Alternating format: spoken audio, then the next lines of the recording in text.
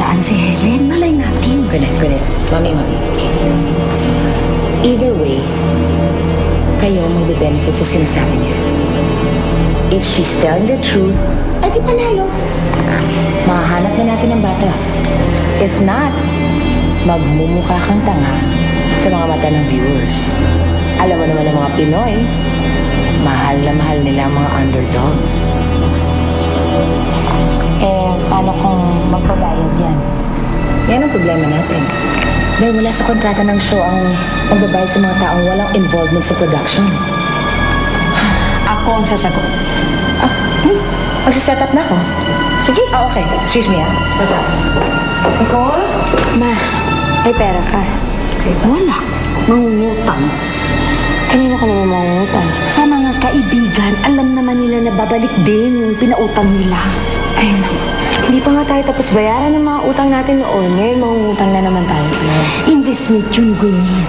Investment na hindi pwedeng malugi, ha?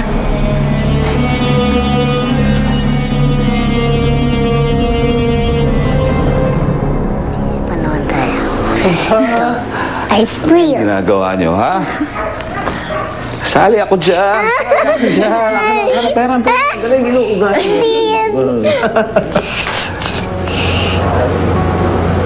Sorry.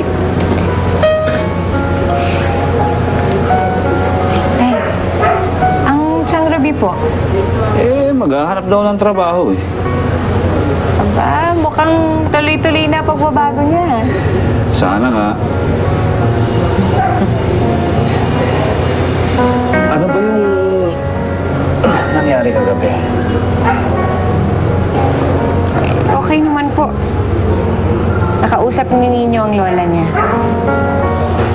Yun, nagkikwento daw tungkol dun sa tatay niya. Ang tuwa naman ng bata. Okay ba naman sa'yo yun? Oo na. Hindi. Okay, dahil pamilya niya yun eh. Ayoko namang pigilan ng bata.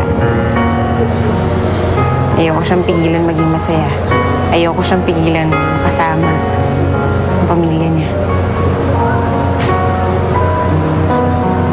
Hindi, dahil sakit eh.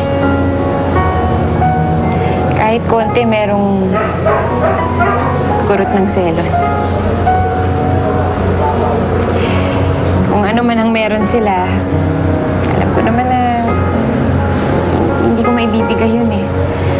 Dahil ako man na nagpalaki sa bata,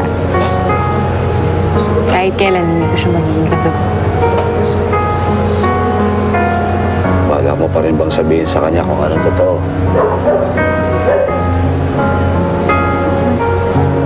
Kailan?